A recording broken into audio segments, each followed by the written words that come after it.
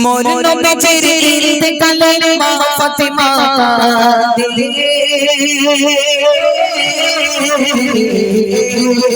মোর নবীর ইন্তেকালে মা ফাতেমা দিলে দোনা তো ফাতেমা দেখা হবে সবার পরে দেব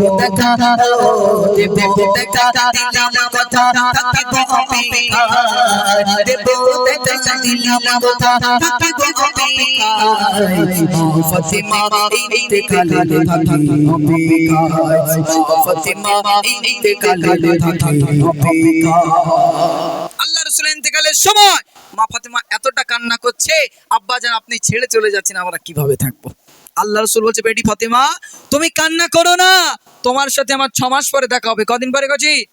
6 মাস পরে। কেমন নারী ছিল, 6 মাস দিন গুনছে, মৃত্যুর জন্য অপেক্ষা করছে।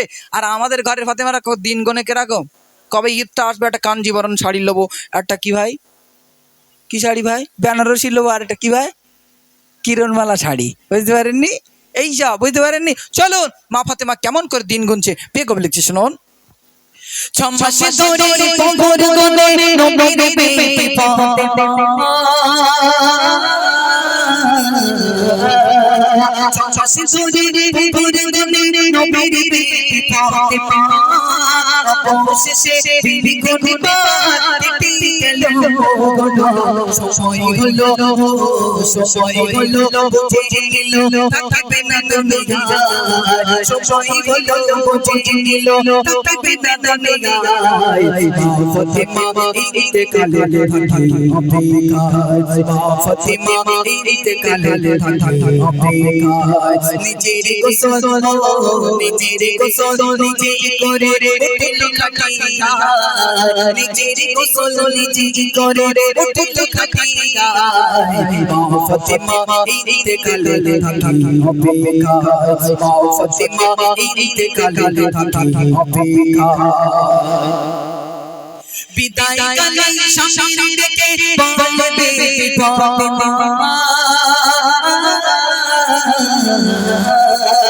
বিদায় কালে স্বামী ডেকে বলবে ফাতেমা, নিশিরাতে দাফন দেবে কেউ যেন দেখে না, দুই মানিকে ও দুই মানিকে যতনে রেখো এই দুনিয়ায়, দুই মানিকে যতন করে রেখো দুনিয়ায়।